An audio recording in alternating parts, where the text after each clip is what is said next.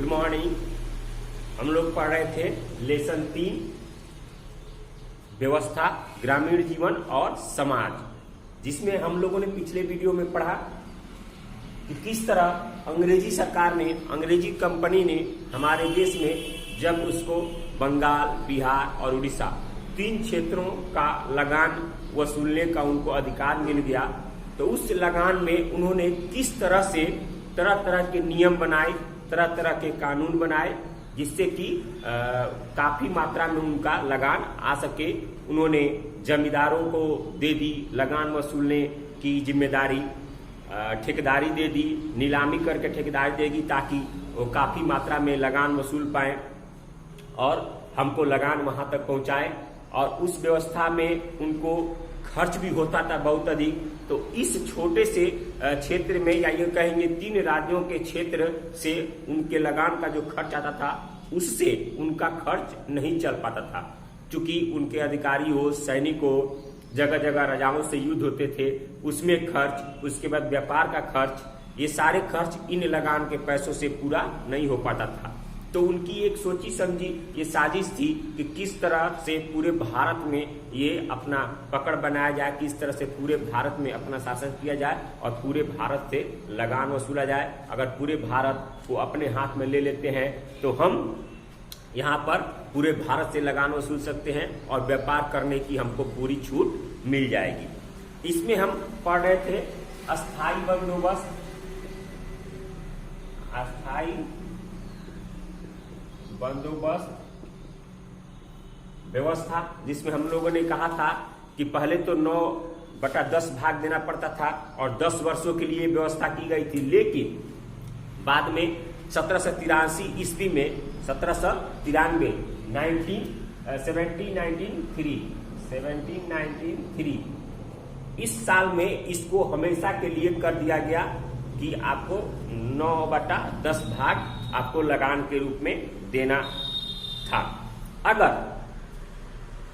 मान लीजिए किसानों का अनाज अगर 100% मान लिया जाए, किसान अगर उत्पादन किए खेतों में और उसको 100% उनका कुल अनाज मान लिया जाए, उनके पास जितना अनाज हुआ वो 100% हो गया, उसमें से 45% हिस्सा अंग्रेजी सरकार को देना पड़ता था, 45% हिस्सा अंग्रेजी सरकार को देना पड़ता था और 15% हिस्सा जमींदारों को मिलता था। ये अंग्रेजी सरकार को और ये जमींदारों को इतना हिस्सा जमींदारी। बाकी जो शेष बचता था 40% ये किसानों का होता था, ये किसानों का हो जाता था। यानी कुल अनाज से 100% अनाज में से 45% अंग्रेजी सरकार को देना होता था, 15% जमींदारों को मिलता था और शेष 40% आपको किसानों का ये हो जाता था।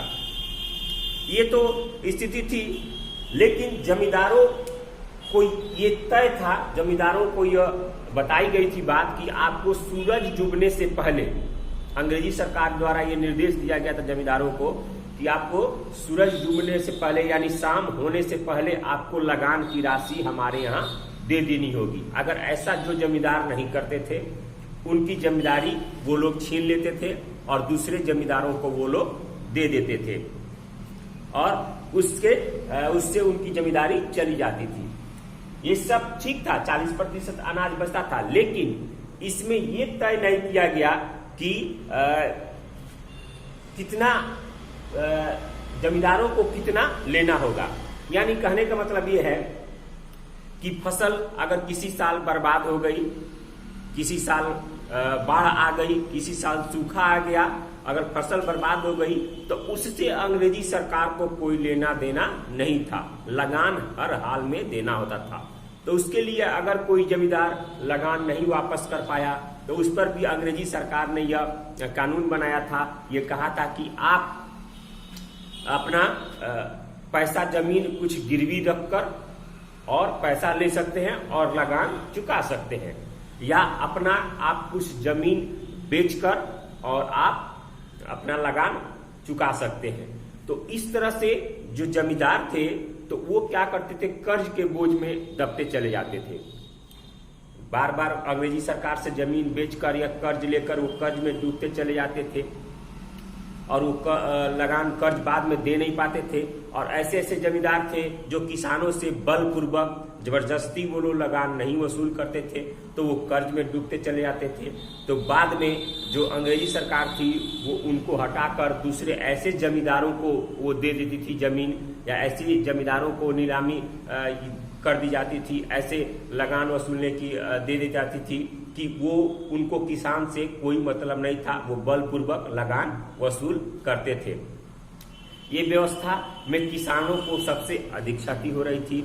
जो पुराने ठेकेदार थे, जो पुराने जमींदार थे, वो हट जाते थे और नए जमींदार आते थे जिनको किसानों की स्थिति से कोई चिंता नहीं थी। इसके पीछे अंग्रेजों की सबसे बड़ी ये साजिश थी कि हमको लगान तो मिले ही, लेकिन आने वाले भविष्य में हम इतने बड़े क्षेत्र को चलाने के लिए कुछ लोग भी हमारे तैयार हों, कुछ हमारे पक्ष के लोग भी तैयार हों, और वो क्योंकि भविष्य में ऐसा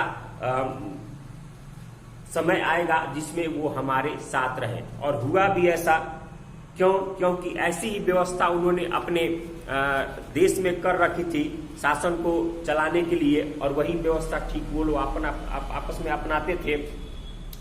और जब आंदोलन हुआ भारत में, जब 20वीं शताब्दी में उनके खिलाफ आंदोलन शुरू हुए, तो भारत का जमींदार का एक बहुत बड़ा हिस्सा उनके पक्ष में भी लड़ा था, उनके पक्ष में भी बोला था, जो लोग चाहते थे कि ऐसे जमींदारी तय किया जाए जो हमारे पक्ष में आने वाले समय में बात करे।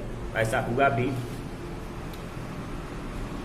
ये व्यवस्था थी अस्थाई बंदोबस्त की, मगर इस व्यवस्था की सबसे बड़ी खामी यह थी कि सरकार ने जमींदारों को उन्हें दी गई जमीन के बदले कितनी लगान लानी थी ये तय नहीं किया गया। ये तय नहीं किया गया। जमींदार कितने वसूल करेंगे ये तय नहीं किया गया। उनको 45% देना था, वो देते थे, लेकिन वो लगान जो जमींदार थे वो बहुत अधिक मात्रा में वसूल करते थे किसानों से। और किसान जो थे, इसमें किसानों को सबसे अधिक क्षति होती थी। किसान के पास अनाजों की कमी होती थी, और जब अनाजों की कमी होती थी, किसान जमींदार के पास अपना जमीन गिरवी रखते थे, अपना जमीन बेचते थे, तो वो कर्ज के बोझ में दबते जाते थे। तो ऐसी थी, जमींदारों को गांव के हित से कोई मतलब नहीं था। उपज कितना होगा, कैसे बीज आएगा, कैसे खाद का उपयोग होगा, कैसे जुताई होगा, इससे कोई मतलब नहीं था। उनको सिर्फ लगान से मतलब था, वो सिर्फ लगान वसूलना जानते थे। इस व्यवस्था को लागू होने से कंपनी सरकार की जो समस्या थी वो थोड़े दिनों के लिए तो संभल गई, थोड़े दिनों के लिए तो समाप्त हो गई, लेकिन सन